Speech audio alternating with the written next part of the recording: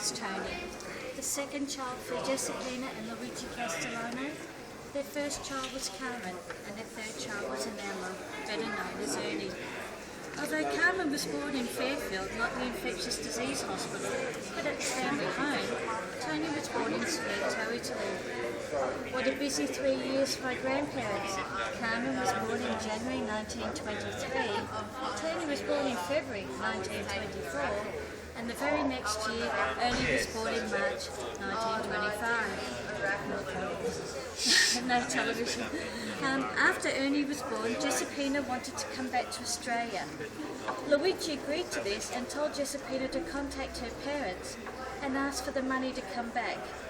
But my great-grandfather wasn't stupid and sent Giuseppina the tickets.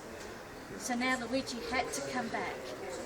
Tony went to school at St George's in Carlton and then went on to study at St Joseph's in North Melbourne.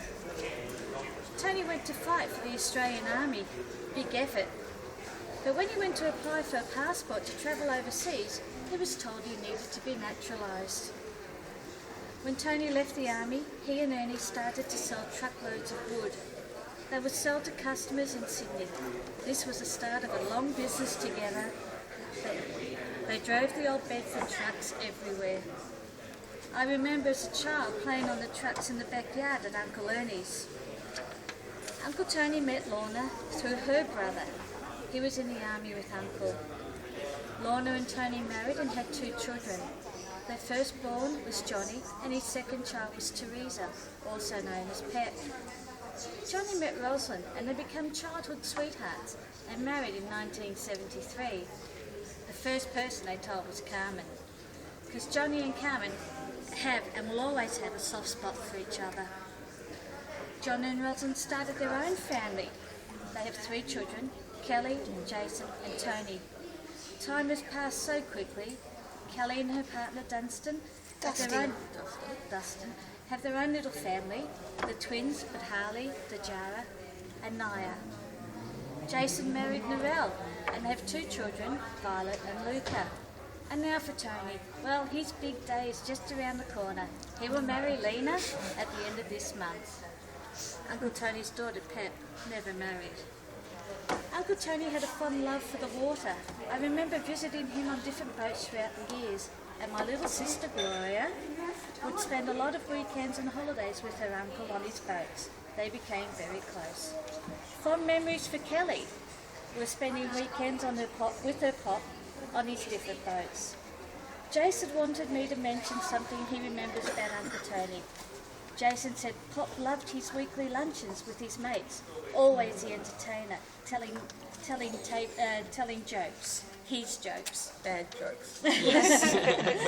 Whenever I was in town, this is still from Jason, whenever I was in town, Pop would invite me to the luncheons and show me off to all his mates.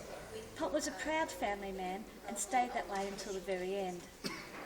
Seeing his excitement and smile when his great-grandkids came to visit will always be a happy memory for me. You'll always have a place in our hearts, Pop. So in the last 12 months, it was possible for Johnny, Roz and the family to finally catch up with Uncle and spend some quality time with him. He enjoyed Jason and Tony taking him out for lunch. He would talk about it for weeks. A big thank you to Gloria. Without her help, this would never have happened. When I took Mum to see Uncle, he would always look at what she was carrying in her hands, as he knew it would be something sweet and he couldn't eat it fast enough.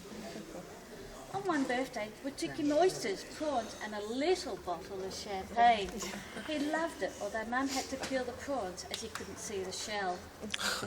Tony just celebrated his 90th birthday. Carmen, my sister Josie, her partner John and I went to visit him on his birthday, a Wednesday. And lucky for me, I don't work on Wednesdays. And Josie, she was on annual leave. We took balloons, cake, a birthday boy badge and candles. The other residents at the hostel sang happy birthday. It was the biggest smile I'd seen on his face for a long time. By the way, we weren't allowed to light the candles. All the residents put their 2 cents in as to why we couldn't light half a dozen candles.